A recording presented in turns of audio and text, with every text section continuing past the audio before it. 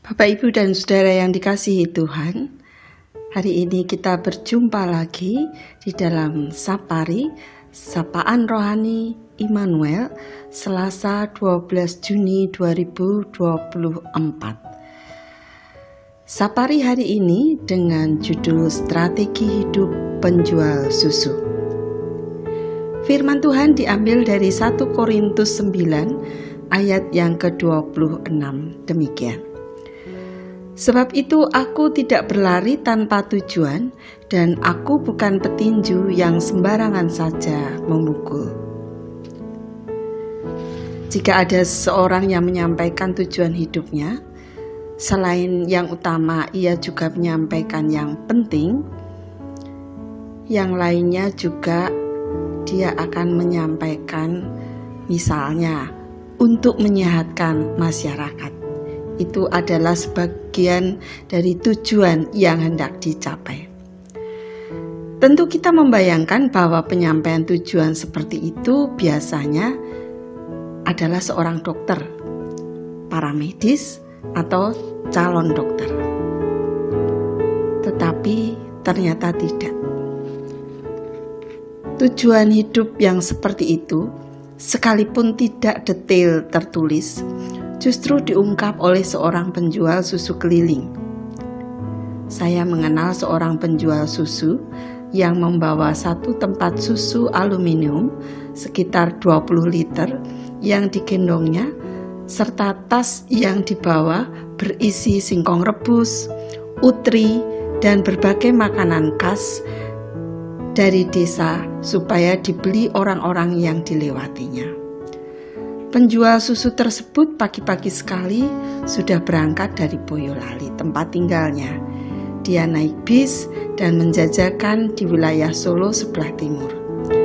Setiap kali menjajakan susunya, ia memanggil nama-nama anak kecil, terutama mereka yang belum bersekolah. Susilo, Run, susu, ayo, rasa stroberi apa coklat? Teriaknya menawarkan dagangannya itu.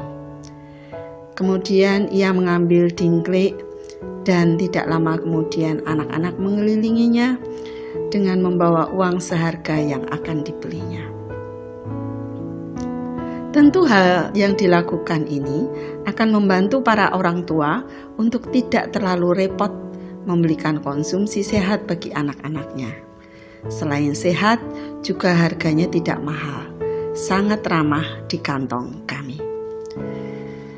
Tetapi ketika saya lama tidak melihatnya, karena kami juga pindah rumah, sekarang saya melihat dia menjual susunya di perempatan jalan besar, di mana konsumen susunya dulu adalah juga konsumen tempatnya dia berjualan sekarang. Tidak lagi dia perlu repot berkeliling menjajakan susu dan makanan sehat itu. Setelah menaiki bis dari Boyolali, dia turun dan langsung menggelar dagangannya tersebut. Saya jadi berpikir, cerdas juga penjual susu ini. Ketika masih cukup muda, dengan tenaga yang prima, ia bekerja lebih keras, berkeliling kampung, untuk mengenalkan produknya. Sesudah bertambah usia, ia hanya berjualan di perempatan jalan dan tidak berputar kampung lagi. Tinggal duduk di tempat, konsumennya sudah datang sendiri dan juga pasti habis.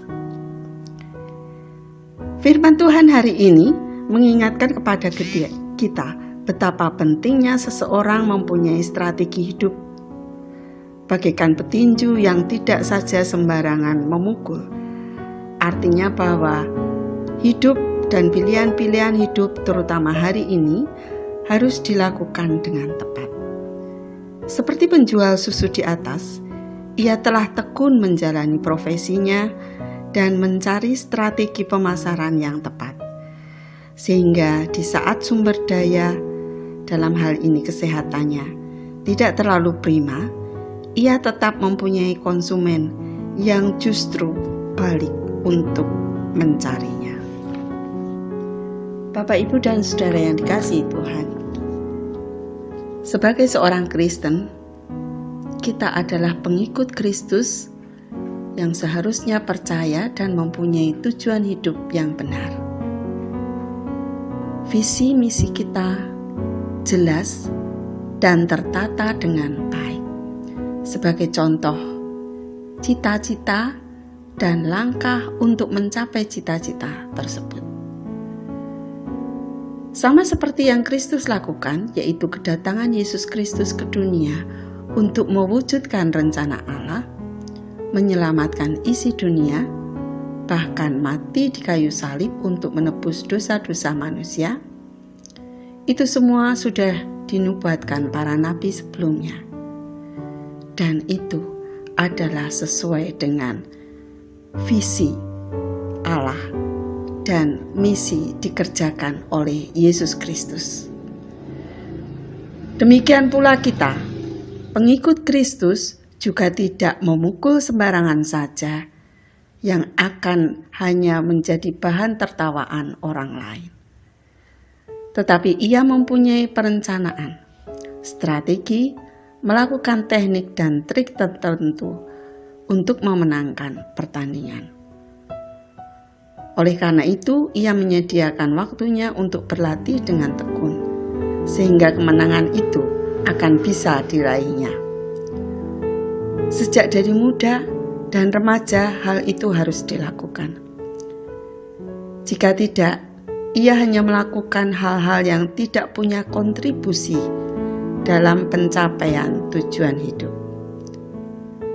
Sebagai contoh, hari-hari porsi waktu terbesar yang dipakai hanya bermain game yang tidak mendukung pencapaian tujuan. Mempunyai kebiasaan merokok yang hanya akan menggerogoti kesehatan dan akhirnya tidak mempunyai tubuh yang prima. Dalam beraktivitas juga kondisi keuangan yang tidak maksimal. Pemanfaatan waktu dan tenaga yang tidak mengarah pada pencapaian tujuan atau cita-citanya berkebalikan dengan keinginan melayani Tuhan dan sesama dan menjadi berkat bagi orang lain.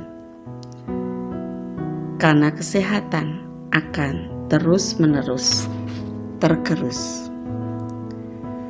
Mari kita berdoa.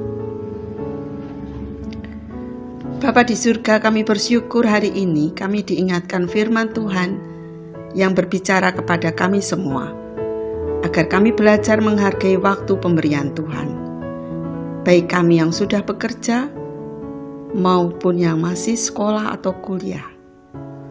Tolonglah kami menghargai waktu karunia Tuhan, karena pada dasarnya kami tidak tahu kapan semuanya akan kami nikmati dan kami akhiri. Tolonglah kami supaya setiap waktu yang kami lalui sungguh berarti dan bukan saja untuk diri kami sendiri, tapi untuk Tuhan dan menjadi berkat bagi sesama kami. Terima kasih Tuhan, di dalam nama Tuhan Yesus kami berdoa. Amin.